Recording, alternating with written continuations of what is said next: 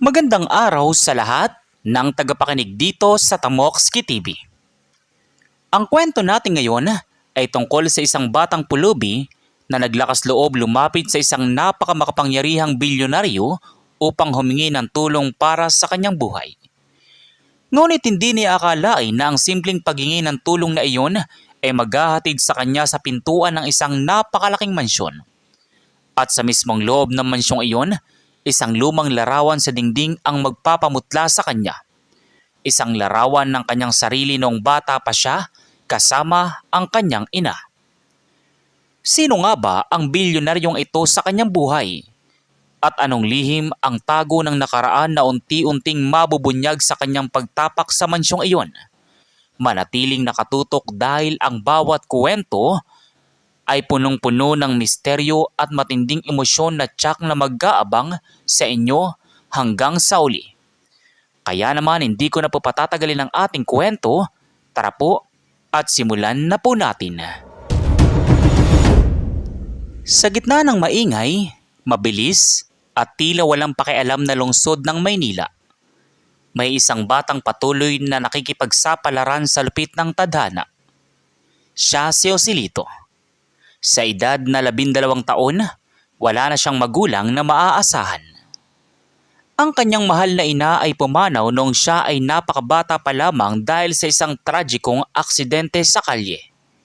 Isang pangyayaring nag-iwan ng malalim na sugat sa kanyang puso at nagtulak sa kanya upang mabuhay ng nag-iisa sa kalsada.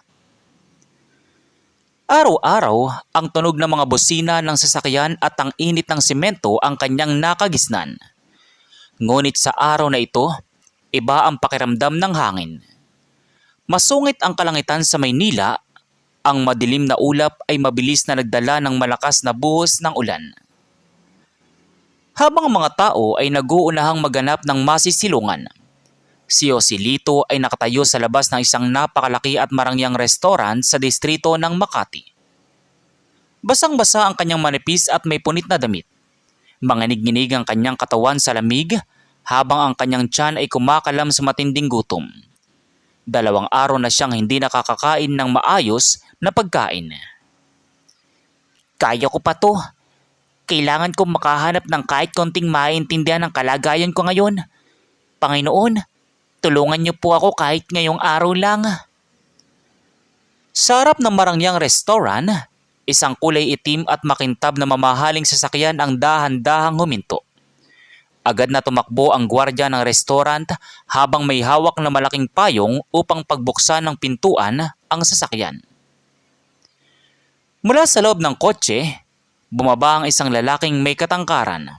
Mabilis ang galaw at may suot na mamahaling Amerikana. Siya si Boss Ethan, ang bilyonaryong may-ari ng restaurant at ng marami pang negosyo sa buong bansa. Kilala si Boss Ethan sa mundo ng negosyo bilang isang seryoso at walang inaaksayang oras ng tao. Ngunit sa kabila ng kanyang yaman at kapangyarihan, may isang lungkot sa kanyang mga mata na hindi kayang takpan ng anumang halaga ng salapi. Habang naglalakad si Boss Ethan patungo sa pintuan ng restaurant, nakita siya ni Joselito. Sa kabila ng takot na baka siya itaboy o sigawan ng mga gwardya, naglakas loob ang bata. Tumakbo siya patungo sa kinaroroonan ng bilyonaryo. Boss, maawa na po kayo. Kahit kaunting tirang pagkain lang po o anumang tulong mula sa inyo. 2 araw na po akong walang kain. Tulungan niyo po ako pakiusap. Agad na umarang ang gwardya at pilit na itinutulak palayo si Joselito upang hindi makalapit sa bilyonaryo. Bata, umalis ka rito. Huwag ka mang abala ng customer. Lalo na ang may-ari ng lugar na ito. Umalis ka na bago kita ipahuli. Kahit konting kanin lang po. Hindi po ako masamang tao. Huminto sa paglalakad si Boss Ethan. Lumingon siya sa kinaroroonan ng bata at sa halip na magalit, napatingin siya ng malalim sa mukha ni Joselito. May pamilyar na pakiramdam na biglang dumaloy sa puso ng bilyonaryo sa tuwing tinititigan niya ang mga mata ng batang pulubi. Ang hugis na mukha nito, ang paraan ng pagtingin at ang determinasyon sa mga mata nito kahit sa gitna ng kahirapan may pinaalala ito sa kanya. Tumaas ang kamay ni Boss Ethan upang senyasan ang gwardya na bitawan ang bata. Bitiwan mo siya. Huwag mong saktan ang bata. Lumapit si Boss Ethan kay Joselito. Tinitigan niya ang basang-basang bata na halos hindi na makatayo sa lamig at panghihina. Anong pangalan mo, bata? At nasaan ang mga magulang mo? Ako po si Joselito, boss. Wala na po akong mga magulang. Wala na po ang nanay ko nung bata pa ako dahil sa isang aksidente. Mula noon, mag-isa na lang po akong nabubuhay dito sa kalsada ng Maynila. Nang marinig ni Boss Ethan ang salitang iyon, tila may tumama na kidlat sa kanyang dibdib. Bagyang nagbago ang reaksyon ng kanyang muka. Ngunit agad din niyang pinigilan ang kanyang emosyon. Tumingin siya sa kanyang matapat na driver at katiwala na si Kulas na nakatayo sa kanyang likuran. Kulas, kumuha ka ng malinis na tuwalya sa sasakyan at bisan mo ang batang ito. Sige po, Boss Ethan. Agad ko pong gagawin. Nagtaka si Joselito sa ginawa ng bilyonaryo. Akala niya ay bibigyan lamang siya ng kaunting barya o isang balot ng pagkain at pagkatapos ay pauuwiin na siya. Ngunit ang kasunod na sinabi ni Boss Ethan ang lalong nagpalakas ng kaba at pagtatakas sa kanyang dibdiba. Joselito, huwag ka nang kumain sa kalsada ngayong gabi. Sumama ka sa akin. Sa mansyon ko. Marami doong pagkain at doon ka na rin kumain ng hapunan. Po? Sa mansyon niyo po? Pero boss, isa lang po akong pulubi sa kalsada. Baka po madumihan ko ang sasakyan ninyo. Huwag mong alalahanin niyon. Pumasok ka na sa sasakyan ko. Hindi makapaniwala si Joselito sa nangyayari. Ang isang tulad niyang palaboy sa kalsada ng Maynila ay aanyayahan ng isang kilalang bilyonaryo sa sarili nitong mansyon. Sa tulong ni Kulas, binigyan siya ng tuwalya at pinasakay sa loob ng mamahaling kotse. Habang tumatakbo ang sasakyan patungo sa isang eksklusibong subdivision sa labas ng maingay na bahagi ng lungsod, nakatingin lang si Joselito sa bintana. Ang kaba sa kanyang dibdib ay patuloy na tumitindi. Hindi niya mawari kung bakit ganito na lamang ang pagtrato sa kanya ng isang tao ngayon pa lamang niya nakilala. Pagkaraan ng kalahating oras na pagbabiyahe, huminto ang sasakyan sa harap ng isang napakalaki at mataas na bakal na gate. Kusang bumukas ang gate at pumasok ang kotse sa isang malawak na bakuran na may napakagandang hardin at maliwanag na mga ilaw. Sa dulo ng daan, nakatayo ang isang napakalaking mansyon. Isang gusaling punong-puno ng karangyaan at kagandahan. Nandito na tayo, bata. Bumaba ka na. Inalalayan ni Kulas Joselito palabas ng sasakyan. Sumunod sila kay Boss Ethan na naon ng baglakad patungo sa pangunahing pintuan ng mansyon. Pagpasok ni Joselito sa loob ng napakalaking bulwagan, namangha siya sa ganda ng paligid. Mga mamahaling chandelier, kumikinang na sahig na gawa sa marmol at mga antigong kasangkapan. Ngunit habang naglalakad si Joselito sa malawak na hall ng mansyon, huminto ang kanyang mga paa. Ang kanyang paningin ay napako sa isang malaking frame ng larawan na nakabitin sa gitnang dingding ng bulwagan. Nang masdan niya ng mabuti ang larawan, biglang tumigil ang ikot ng mundo para kay Joselito. Nalamig ang kanyang buong katawan. Ang kanyang mga labi ay nag-umpisang manginig. At ang kanyang mukha ay nawalan ng kulay at lubos siyang namutla sa kanyang nakita. Sa loob ng mamahaling frame na iyon, nakalarawan ang isang bata at isang babae.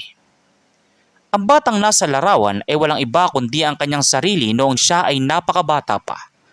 At ang babaeng nakatayo sa tabi nito at nakakapagpaligayan ng ngiti ay ang kanyang pumanaw na ina. Nanay, bakit may larawan kami ni nanay dito sa loob ng mansyon ninyo? Nakaturong sabi ng bata habang nakatingin sa larawan.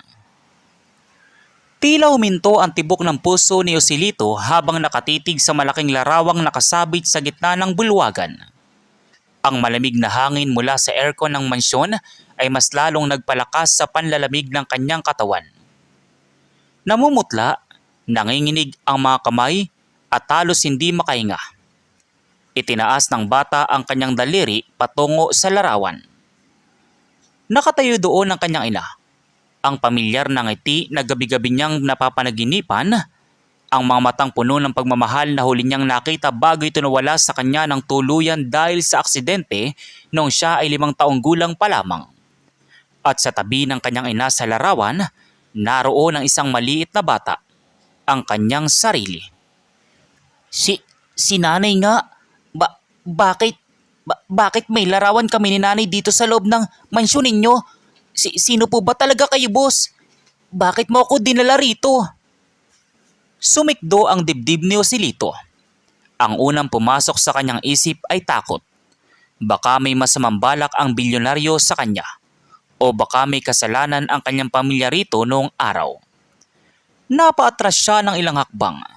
Handa nang tumakbo palabas ng pinto kahit malakas ang ulan sa labas.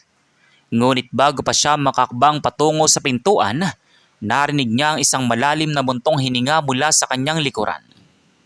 Lumingon siya at nakita si Boss Ethan.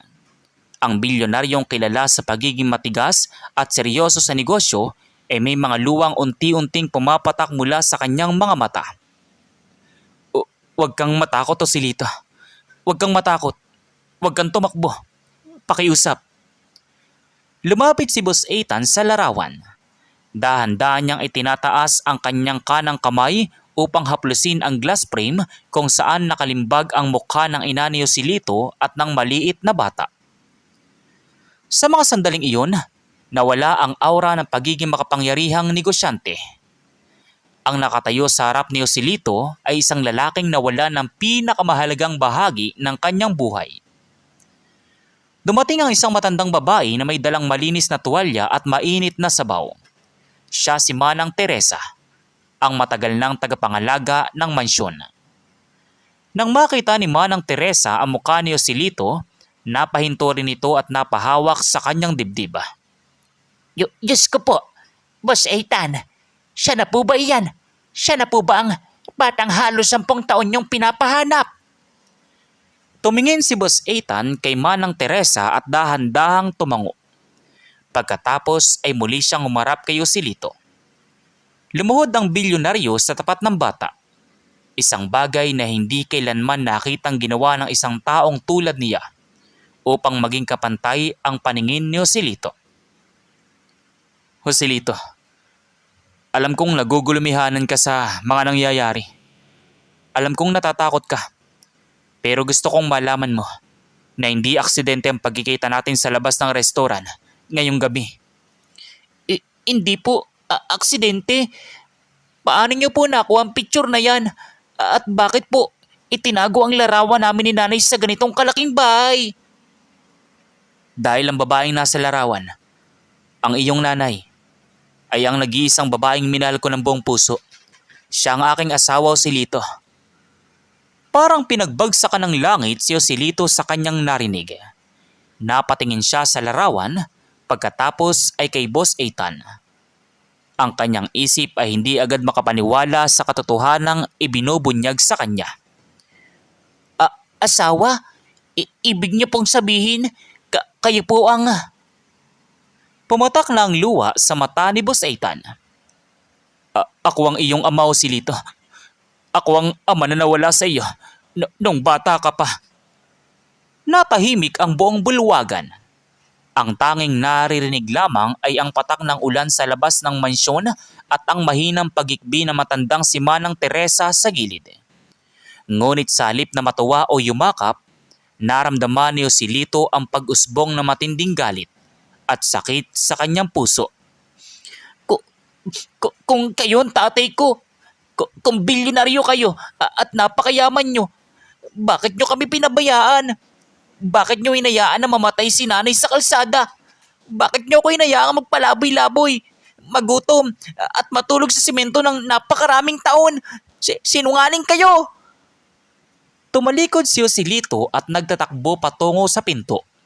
Ngunit agad siyang pinalibutan ng mga gwardiya sa labas upang pigilan ang pagtakbo niya sa gitna ng malakas na bagyo. Napaluhod sa sahig si Joselito habang umiiyak ng napakasakit.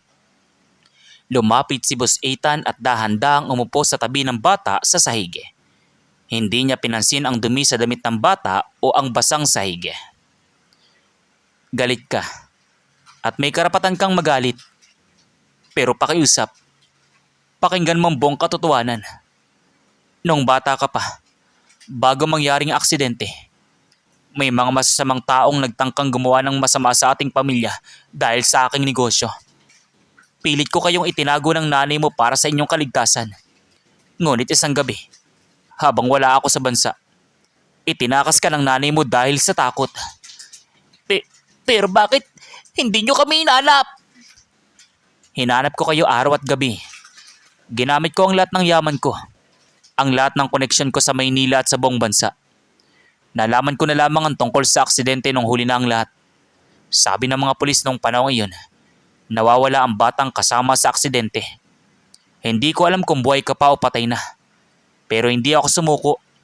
Bawat restaurant ko, bawat tauhan ko sa kalsada, binigyan ko ng utos na mag-abang sa isang bata na may kaparehong bakat sa braso na tulad ng sa iyo. Napatigil si Joselito. Dahan-dahan niyang tiningnan ang kanyang kanang braso kung saan may maliit na hugis pusong bakat mula sa kanyang pagkabata. Tumingin si Boss Ethan sa bakat at lalong naging emosyonal. Araw-araw ako nagdadasal na sana ay mahanap kita, anak. At ngayong gabi, nung makita kita sa labas ng restoran, ang mga mata mo, ang bakat sa kamay mo, nalaman kong diringgin din ng Diyos ang panalangin ko. Hindi kita pinabayaan, anak. Naitago ban kay sa akin ng tadhana. Hindi ako tumigil sa paghanap sa iyo. Marahang hinawakan ni Boss Ethan ang balikat ni Joselito. Ang sakit at galit sa puso ng bata ay unti-unting napalitan ng warmth at pangungulila na matagal na niyang inasam. Naramdaman niya ang katapatan sa boses ng bilyonaryo. Ngunit habang tila naglalapit na ang loob ng mag-ama, biglang pumasok si Kulas, ang katiwala na may hawak na telepono at may balisang muka. Boss Ethan, pasensya na po sa istorbo, pero may malaking problema po tayo. Ang inyong kamag-anak na si Don Victor, nalaman niyang dinala ninyo ang batang ito sa mansyon. Nagbabanta po siya na pupunta rito kasama ang kanyang mga abogado. Biglang nag-iba ang ekspresyon ng mukha ni Boss Ethan. Ang init ng tagpo ay mabilis na napalitan ng panibagong panganib. Sino si Don Victor? At bakit tila ayaw nitong makabalik si Joselito sa buhay ng kanyang tunay na ama? Ang katahimikan at emosyonal na tagpo sa loob ng mansyon ay biglang napawi nang marinig ang mabilis at malakas na hiyaw ng mga gulong sa basang daan sa labas ng bakuran. Ang matinding ulan at kidlat sa kalangitan ng Maynila ay tila nakikiayon sa nagbabadyang gulat at tensyon. Hindi pa man nakakausap ng tuluyan ni Boss Ethan ang kanyang anak na si Joselito. Biglang bumukas ng malakas ang double doors ng mansyon. Pumasok ang isang lalaking nasa kalagitnaan ng 50 taong gulang. May mamahaling Amerikana, hawak ang isang baston na may palamuting ginto, at may kaabang-abang na ngiti sa kanyang labi. Siya si Don Victor, ang amain at tiyuhin ni Boss Ethan sa panig ng kanyang pamilya. Kasama ni Don Victor ang dalawang lalaking nakabarong na may hawak na mga folder, ang kanyang mga pansariling abogado. Ethan! Ethan! Ethan! Totoo nga pala ang balita. Hindi ako makapaniwala na ibababa mo ang iyong antas at magpapapasok ka ng isang marungis at maduming pulubi mula sa kalsada sa loob ng napakagandang mansyong ito. Mabilis na tumayo si Boss Ethan mula sa sahig. Tumayo siya sa harap ni Joselito upang protektahan ang bata mula sa masasamang tingin ni Don Victor. Ang mga mata ng bilyonaryo ay nagdilim sa galit. Victor, wala kang karapatang pumasok sa bahay ko nang walang pahintulot. At huwag mong matapang-tapangan na tawaging marungis ang aking anak. Anak, baka nakakalimutan mo, Ethan. 10 taon nang nawawala ang bata at ang iyong asawa. Itong batang dala mo galing sa kalsada. Isa lamang itong impostor na nais makuha ang iyong kayamanan. O baka naman nawawala ka na sa sarili mong pag-iisip dahil sa matinding pangungulila. Hindi po ako impostor. Ako po si Joselito. Manahimik ka, bata. Wala kang lugar dito sa mundo ng mga mayayaman. Ang isang pulubing tulad mo ay nabibilang sa basurahan at hindi sa isang bilyonaryong tahanan. Nang marinig iyon ni Boss Ethan, kumapal ang tensyon sa hangin. Humarap siya ng direkta kay Don Victor, puno ng puot ang kanyang boses. Lumayas ka sa mansyon ko, Victor. Alam ko kung bakit ka nandito. Natatakot ka dahil alam mong sa oras na makabalik ang tunay kong anak at tagapagmana, mawawalan ng kabuluhan ng lahat ng pagtatangka mong makuha ang aking mga kumpanya at ari-arian. Dito na tuluyang nawala ang ngiti sa mukha ni Don Victor. Nagbago ang kanyang kaanyuan at lumabas ang tunay niyang masamang hangarin. Lumapit siya ng kaunti at ibinaba ang kanyang boses, ngunit puno ito ng banta at kasamaan. Huwag ka nga magmalinis, Ethan. Nakakalimutan mo ba kung bakit namatay ang asawa mo at nawala ang batang iyan 10 taon na ang nakakalipas? Nakakalimutan mo na ba kung sino ang may hawak ng kontrol sa mga lupon ng mga direktor sa iyong restoran? Napatigil si Boss Ethan sa narinig. Ang kanyang mga mata ay nanlaki sa matinding pagkagulat at galit. Nagkaroon ng malaking pagdududa at linaw sa kanyang isip. Ikaw? Ang ibig mong sabihin, ikaw ang dahilan kung bakit nagkaroon ng aksidente nung gabing iyon? Ikaw ang nagtaboy sa kanila sa kalsada? Walang patunay ang iyong mga akusasyon, Ethan. Pero sabihin na natin na walang sino mang makakapigil sa akin na makuha ang nararapat para sa akin. Ang buong kayamanan ng pamilya ay dapat mapunta sa akin. Hindi sa isang patay gutom na pulubi na napulot mo lang sa kalsada ng Maynila ngayong gabi. Lumapit ang isa sa mga abogado ni Don Victor at inilabas ang isang papel mula sa hawak nitong folder. Boss Ethan, narito ang legal na petisyon upang ideklara na hindi ka na sa tamang pag-iisip dahil sa pagpapapasok ng isang di kilalang bata sa iyong tahanan at pagpapanggap na ito ay ang iyong namatay na anak. Kung hindi mo pepirmahan ang paglilipat ng ilang shares ng kumpanya kay Don Victor, gagamitin namin ito sa korte bukas na bukas din. Nanginginig sa matinding galit ang mga kamay ni Boss Ethan. Ngunit sa halip na matakot, mas lalo siyang naging matatag. Naramdaman niya ang maliit na kamay ni Joselito na humawak sa kanyang damit mula sa likod. Isang paalala na nakatagpo na niya ang kanyang tunay na dahilan para lumaban. Akala niyo ba'y matatakot niyo ako sa inyong mga kasinungalingan at banta? Nagkakamali kayo, Victor. Hindi niyo na muling masisira ang pamilya ko. Humarap si Boss Ethan kay Manang Teresa na nakatayo malapit sa hagdanan. Manang Teresa, pakikunan ng DNA sample si Joselito. Bukas na bukas din sa pinakamalaking ospital sa lungsod. At tawagan mo ang ating pamilyar na abogado, si Atty. Mendiola. Ipaalam mo sa kanya na gagawin natin ang opisyal na pagpapalit ng aking huling habilin at testamento. Hindi mo magagawa yan, Ethan. Hindi ko hahayaan ng isang dugong kalsada ang magmana ng bilyong-bilyong ari-arian ng pamilya. Panoorin mo ko, Victor. Kulas, ilabas mo na ang mga taong ito sa aking bahay bago ko pa ipatawag ang mga pulis para sa trespassing at pananakot. Agad na pumasok ang dalawang malalaking gwardya ng mansyon kasama si Kulas upang harangan at itaboy sina Don Victor at ang kanyang mga abogado palabas ng pintuan. Hindi pa tayo tapos, Ethan. Sisiguraduhin kong hindi aabot sa korte o sa ospital ang batang iyan. Magsisisi ka sa ginawa mo ngayong gabi. Lumalakas ang kulog at kidlat sa labas habang isinasara ng mabilis ang malaking pintuan ng mansyon. Naiwan ang katahimikan sa loob ng bulwagan, ngunit ang panganib ay mas lalong naging malapit at totohanan. Napatingin si Joselito sa kanyang ama. Ang bata na sanay sa gutom at tirap sa kalsada ay nakaramdam ng panibagong uri ng takot. Ang takot para sa buhay ng kanyang natagpuang pamilya. Papa, Natatakot po ako. Baka po saktan nila tayo dahil sa akin. Nang marinig ni Boss Ethan ang salitang papa mula sa bibig ni Joselito, napapikit siya habang pumapatak ang panibagong luwa ng kaligayahan sa kanyang mga mata. Niyakap niya na maigpit ang kanyang anak. Huwag kang matakot, Joselito. Hindi ko nahahayaan na may manakit sa iyo muli. Protektahan kita kahit anong mangyari.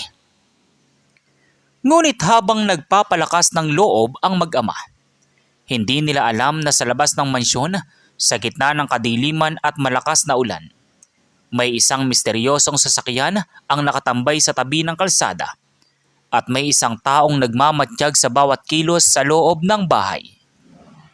Anong masamang plano ang inihahandaan ni Don Victor laban sa mag-ama bago pa man maisagawa ang DNA test? Samantala, kinaumagahan, bagamat tumigil na ang malakas na buhos ng ulan sa lungsod ng Maynila, ang madilim na ulap sa paligid ay tila nagbabadya pa rin ng panibagong bagyo sa buhay ng mag-ama. Kasabay ng pagpula ng kalangitan sa pagsikat ng araw, nakahanda na ang lahat sa loob ng mansyon para sa napakahalagang lakad ni Boss Ethan at ng kanyang anak na si Joselito. Ito ang araw kung kailan isasagawa ang DNA test sa isa sa pinakamalaking pribadong ospital sa lungsod. Ang opisyal at siyentipikong katibayan na magpapatunay sa buong mundo na si Joselito ang tunay at nag-iisang tagapagmana ng bilyong-bilyong ari-arian ng pamilya. Habang nakasuot ng malinis at magandang damit si Joselito, nakatingin siya sa salamin. Hindi pa rin siya lubos makapaniwala na ang dating batang namamalimos sa kalsada at namamaluktot sa lamig sa ilalim ng tulay ay narito ngayon, nakasuot ng maayos na damit at tinaalagaan ng maraming tauhan. Nanay, kung nasaan ka man po ngayon, sana nararamdaman mo na kasama ko na si Papa. Sana po maging ligtas kami ngayong araw. Lumapit si Boss Ethan sa likuran ng bata at inayos ang kwelyo ng damit nito. May ngiti sa kanyang mga labi, ngunit bakas sa kanyang mga mata ang matinding pag-aalala para sa kaligtasan ng kanyang anak. Nakahanda ka na ba, Joselito, anak? Pagkatapos ng araw na ito, wala nang sino mang makakapag-alinlangan kung sino ka talaga. Sisiguraduhin kong makukuha mo ang buhay na nararapat para sa iyo. Opo, Papa. Handa na po ako. Pero mag-iingat po tayo. Natatakot po ako sa mga banta ni Don Victor kagabi. Huwag kang mag-alala, anak. Kasama natin si Kulas at ang ating mga security escorts. Walang mangyayaring masama sa iyo. Bumaba na sila sa malaking bulwagan ng mansyon kung saan naghihintay ang tatlong kulay itim na SUV. Upang masiguro ang seguridad, nagpasya si Boss Ethan na magpadala ng 2 decoy na sasakyan upang ilito ang sino mang nagmamatiyag sa labas ng bakuran. Si Boss Ethan, si Joselito at si Kulas ay sumakay sa gitnang sasakyan. Nagsimula na ang kanilang pagbiyahe patungo sa ospital sa lungsod.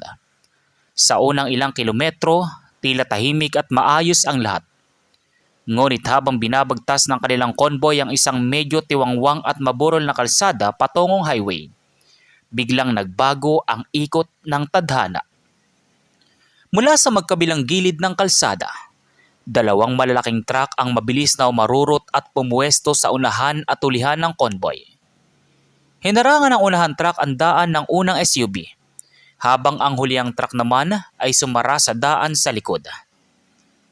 Boss Ethan, hinarangan po tayo. May ambush po sa unahan at likuran. Yumuko ka, Joselito. Kulas, pilitin mong iliko ang sasakyan sa gilid. Bago pa man makaliko si Kulas, 4 na kulay itim na van ang mabilis na huminto sa paligid ng sasakyan ni Boss Ethan. Mula sa mga van na iyon, bumaba ang higit 10 armadong lalaking nakatakip ang mga mukha ng itim na bonet.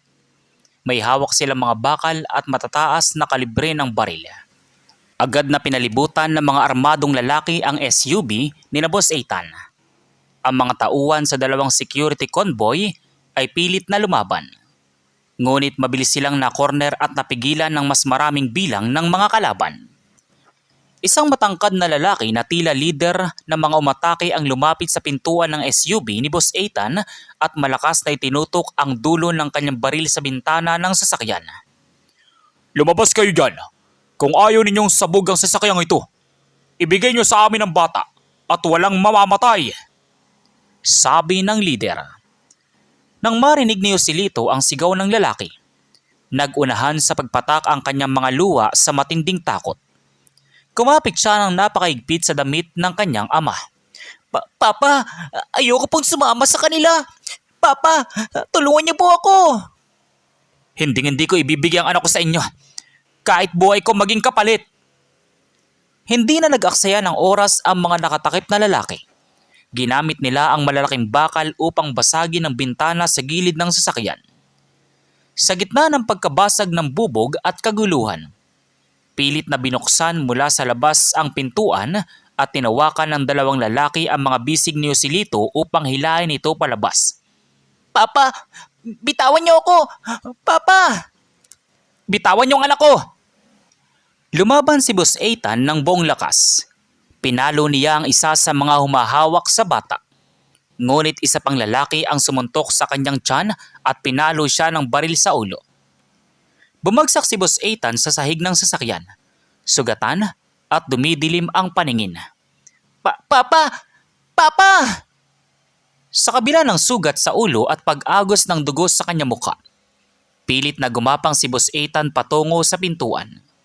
Ang tanging nasa isip ng bilyonaryo sa mga sandaling iyon ay ang kanyang pangako sa kanyang pumanaw na asawa at sa kanyang anak, na hindi na niya ulit ito hahayaang mawala sa kanya. Sa kabilang banda, si Kulas na nakabawi mula sa pagkagulat ay mabilis na kumuha ng isang emergency fire extinguisher sa ilalim ng upuan ng driver. Mabilis siyang bumaba ng sasakyan at inispray ito ng direkta sa mukha ng mga lalaking umihila kay Joselito. Magsenis kayo dyan! Sigaw ni Kulas.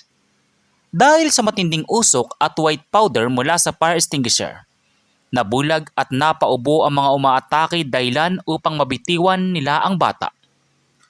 Mabilis na inabot ni Kulas ang kamay ni Joselito at pilit itong itinulak pabalik sa loob ng sasakyan. Boss Ethan, hawakan niyo si Joselito. Ako nang bahala rito. Habang abala mga kalaban sa kapal ng usok, mabilis na sumakay pabalik si Kulas sa manibela. Inilagay niya ang kambyo sa reverse, pinatakbang sasakyan ng buong bilis pabalik, itinama ang hulihan ng SUV sa isa sa mga sasakyan ng kalaban, at mabilis na pinaliko ang sasakyan patungo sa isang makipot na daan sa gilid ng bundok. Abulin niyo sila! Huwag ninyong hahayaang makatakas ang batang yon! Nagsimula ang isang nakakatakot na habulan sa pagitan ng SUV ni Boss Ethan at ng tatlong sasakyan ng mga tauhan ni Don Victor. Sa loob ng sasakyan, hawak-hawak ni Joselito ang ulo ng kanyang ama, habang pinupunasan ng kanyang maliit na kamay ang dumadanak na dugo sa mukha nito. Papa, humawak ka po. Huwag mo po akong iiwan pakiusap, Papa. Ikinagagalak kong marinig muli na tinawag mo akong Papa Joselito. Poprotektahan kita hanggang sa uling hininga ko. Habang mabilis na tumatakbo ang sasakyan sa makipot na daan, napansin ni Kulas sa rearview mirror na mabilis na nakakahabol ang mga sasakyan ng kalaban. At sa hindi kalayuan sa unahan, naroon ang isang matarik na bangin at isang lumang tulay na gawa sa kahoy at bakal. Mapagtatagumpayan ba ni Joselito at Boss Ethan ang makatakas mula sa mga kamay na masasamang tauhan ni Don Victor? O ito na ba ang magiging katapusan ng kanilang pag-asa na makamit ang hustisya at pagmamahal ng isang tunay na pamilya? Ang ugong ng makina ng SUV at ang matinding kabog sa dibdib ng bawat isa sa loob ng sasakyan ay nakakabingi. Habang patuloy na binabagtas ni Kulas ang makipot na daan patungo sa lumang tulay, ang dalawang sasakyan ng mga tauhan ni Don Victor ay nananatiling nakadikit sa kanilang hulihan. Sa hindi kalayuan, ang lumang tulay na gawa sa kahoy at bakal ay mukhang pamipamilya na at hindi na kayang magpadaan ng napakabigat na sasakyan. Ngunit wala ng ibang daan. Sa ibaba nito ay ang isang malalim at mabilis na agos ng ilog. Boss Ethan, Kumapit kayo na maigpit. Lalagpasan natin ang tulay na ito. Sige Kulas, huwag kang ihinto. Sa isang mabilis na snap, tumawid ang SUV na Boss Ethan sa lumang tulay. Ang mga lumang kahoy ay naglagotukan at ang bakal ay yumukod sa bigat ng sasakyan. Bilaglang nakatawid ang kanilang SUV sa kabilang dako. Ngunit bago pa man makatawid ang unang sasakyan ng mga mahabol sa tauhan ni Don Victor, ang sirang parte ng tulay ay tuluyang bumigay at nagsuwag sa malalim na ilog. Ang ikalawang sasakyan ng kalaban ay mabilis na nagpreno.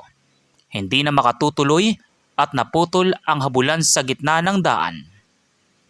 Nakatawid tayo, Papa! Nakatawid tayo! Ngunit hindi pa doon nagtatapos ang laban. Bagamat nakaligtas sila sa tulay, ang sugat ni Boss Ethan sa ulo ay patuloy na dumudugo at ang kanyang paningin ay nag-uumpisa ng magdilim. Lumiko si Kulas sa pangunahing kalsada patungo sa pinakamalapit na ospital at sentro ng kapulisan. Samantala, sa mismong ospital sa lungsod kung saan dapat isasagawa ang DNA test, naroon na pala si Don Victor kasama ang kanyang mga masasamang abogado. Naghihintay siya na mabalitaan ang tagumpay ng kanyang mga tauhan upang tuluyang maagaw ang kontrol sa mga ari-arian ni Boss Ethan. Pumasok si Don Victor sa labi ng ospital nang may kumpiyansa sa sarili at may malawak na ngiti sa kanyang muka. Sigurado ako na sa mga sandaling ito, hindi na makakarating ang batang iyan dito. Ang buong yaman ni Ethan ay mapupunta na rin sa akin sa wakas, sabi ni Victor habang kausap ang kanyang abogado. Ngunit bago pa man makakbang si Don Victor patungo sa elevator, biglang bumukas ang malaking salaming pintuan ng ospital. Pumasok ang isang grupo ng mga armadong pulis sa pamumuno ni Kapitan Cruz. At sa likod ng mga pulis, pumasok si Boss Ethan na may balot na bandahe sa ulo. Kasama ang kanyang anak na si Joselito at ang matapat na si Kulas. Nagulat at nanlamig ang buong katawan ni Don Victor. Napaurong siya ng ilang hakbang habang ang kanyang mga abogado ay mabilis na lumayo sa kanyang tabi. Ethan, paanong buhay ka pa? Lumakad si Ethan ng matatag habang nakahawak sa kamay ni Joselito patungo kay Victor. Akala mo ba'y magtatagumpay ang masama mong balak, Victor? Nagkakamali ka. Boy ako at boy ang aking anak. Sumulong si Kapitan Cruz at inilabas ng isang opisyal na warrant of arrest laban kay Don Victor. Don Victor, arrested ka sa kasong attempted kidnapping, prostrated murder, at pananakot. Mayroon kaming hawak na mga patunay mula sa audio recording ng security sa mansyon at sa pag-amin ng isa sa iyong mga tauhan na nahuli sa may tulay. Hindi niyo ako pwedeng hulihin. Sa akin ang kayamanang iyan. Sa akin lang. Habang pilit na isinusuot ang posas sa mga kamay ni Don Victor at itinutulak siya palabas ng ospital. Napatingin si Don Victor sa maliit na batang si Joselito. Ang dating batang pulubi na tinawag niyang dugong kalsada ay nakatayo ngayon ng may dignidad at tapang sa tabi ng kanyang ama.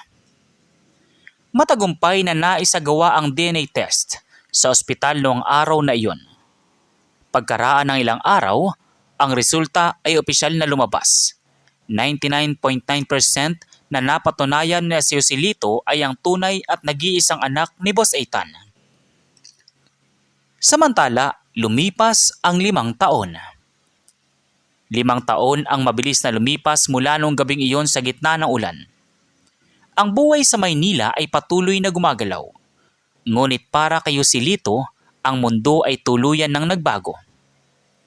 Sa loob ng malawak at magandang hardin ng mansyon, naroon ang isang napakalaking estatwa at memoryal na itinayo para sa ina ni Joselito.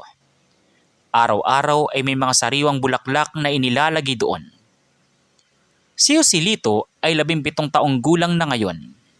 Siya ay nag-aaral sa isang kilalang pampribadong paaralan at naghahanda na upang mamuno sa pampamilyang negosyo balang araw. Ngunit sa kabila ng yaman at ginhawa sa buhay, hindi kailanman nakalimutan ni Joselito ang kanyang pinanggalingan. Sa tulong ng kanyang amang si Boss Ethan, itinayo nila ang Pag-asa ni Joselito Foundation, isang malaking charitable organization na nagbibigay ng libreng pagkain, tirahan at edukasyon para sa libu-libong mga batang pulubi at palaboy sa kalsada ng Maynila. Nakatayo si Joselito sa harap ng mansyon, nakasuot ng maayos na damit habang nakatanaw sa malawak na bakuran. Lumapit si Boss Ethan sa kanyang tabi at inakbayan ang kanyang anak. Anak, napakalayo na ng narating mo. Masayang-masaya ang nanay mo kung nasaan man siya ngayon dahil nakikita niyang naging mabuti at matulungin kang tao.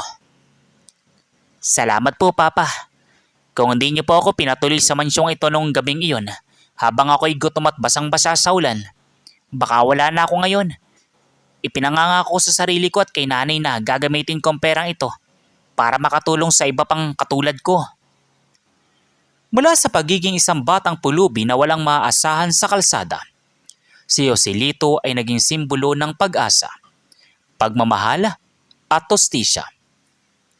Ang kwento ng kanyang buhay ay nagpapaalala sa atin na sa kabila ng pinakamadilim na bagyo at pinakamatinding pagsubok, ang katotohanan at pagmamahal ng pamilya ay laging makakahanap ng daan upang magningning. At dito nagtatapos ang ating emosyonal at kapanapanibig na kwento sa araw na ito. Maraming salamat sa lahat ng tagapakinig dito sa Tamoxki TV. Sana inaantig ang inyong mga puso sa kwento ng buhay ni Joselito at Boss Ethan. Huwag niyo po sanang kalimutang mag-like, mag-comment ng inyong mga reaksyon sa ibaba at mag-subscribe sa ating channel para sa mas marami pang natatangi, kapupulutan ng aral at nakakaantig na mga kwento. May the Almighty God bless you all always. Hanggang sa muli, kita-kita po tayong muli sa mga susunod pa nating maraming mga kwento. So once again, inuulit ko pong muli. Ako po si Tamoxki TV. Maraming salamat po sa inyong lahat. Peace out!